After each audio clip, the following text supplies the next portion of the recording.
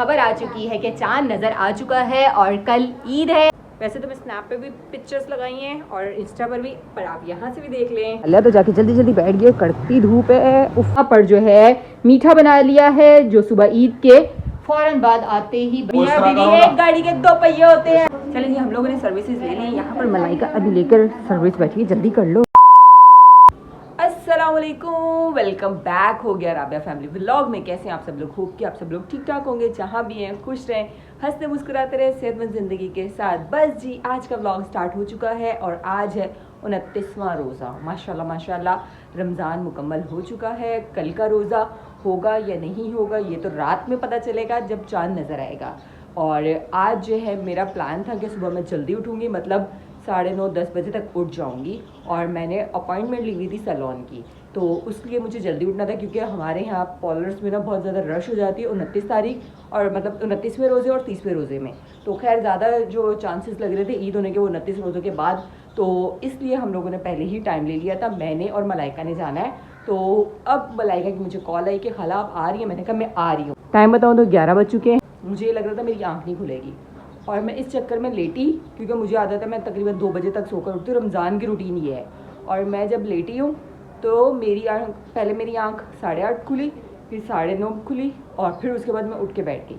और उठना मुझे 10:30 था, अलार्म मेरा 10:30 का था, और 11 बजे मुझे घर से निकलना था। इस चक्कर में मुझे नींद नहीं आई। मेरे साथ ये होता है कि जब मुझे पता हो ना कि मैंने इस टाइम पर उठना है, उससे पहले मैं 3 से 4 दफ़ा उठ जाती हूँ और आँख बार बार खुलती है। मतलब प्रॉपर नींद नहीं आ पाती इस टेंशन में कि जाना है। खैर टाइम इसलिए अर्ली मॉर्निंग का, मतलब अर्ली मॉर्निंग तो नहीं कहेंगे, मतलब टाइम इसलिए जल्दी ले लिया था कि मतलब आहिस्ता आहिस्ता जो है ना बहुत ज़्यादा रश हो जाती है।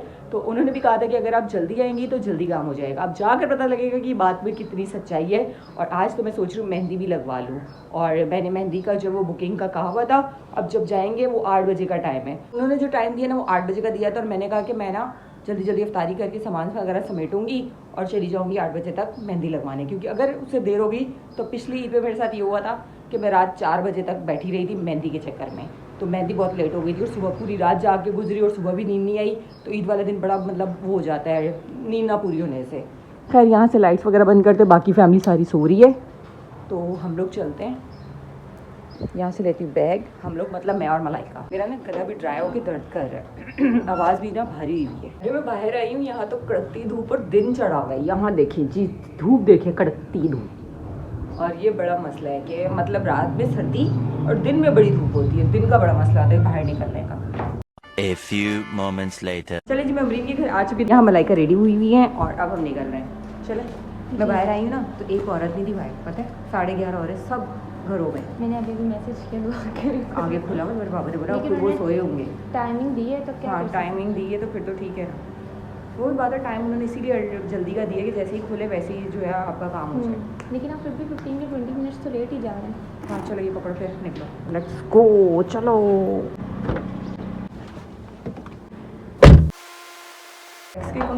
यार अभी ना इधर जा तो रहे हैं पर मुझे पता चले नींद आ जाए। अगर रश हुई ना तो मैंने सो जाना है।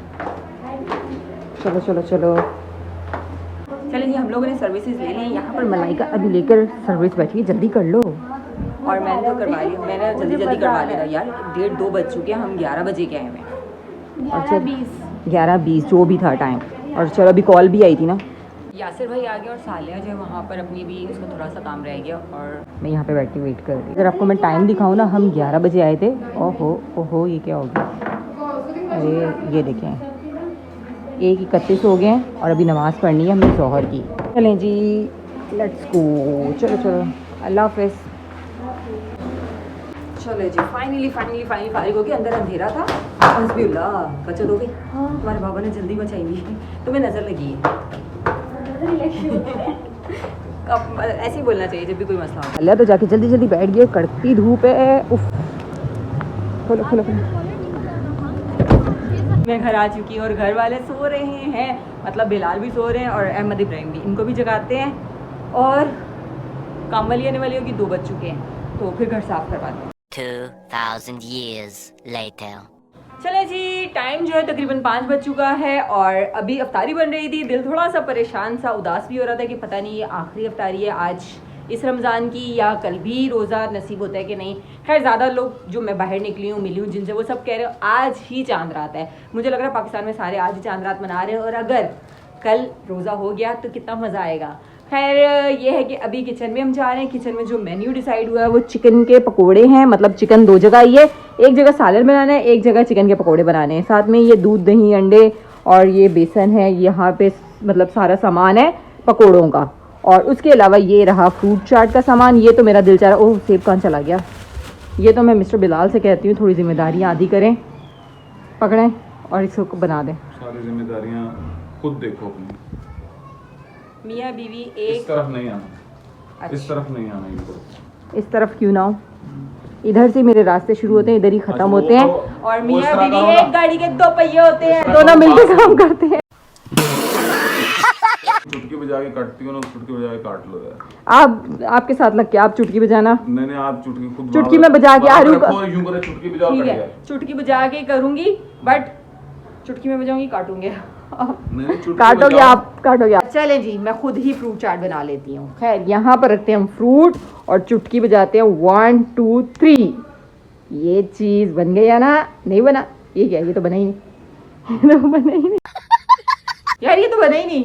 चुटकी काम नहीं कर रही। तुम ऐसा करो, तुम एक और चुटकी यूं करो, देखना भी हो जाएगा। नहीं कर रही, नहीं कर तुम रही। करो तो सही।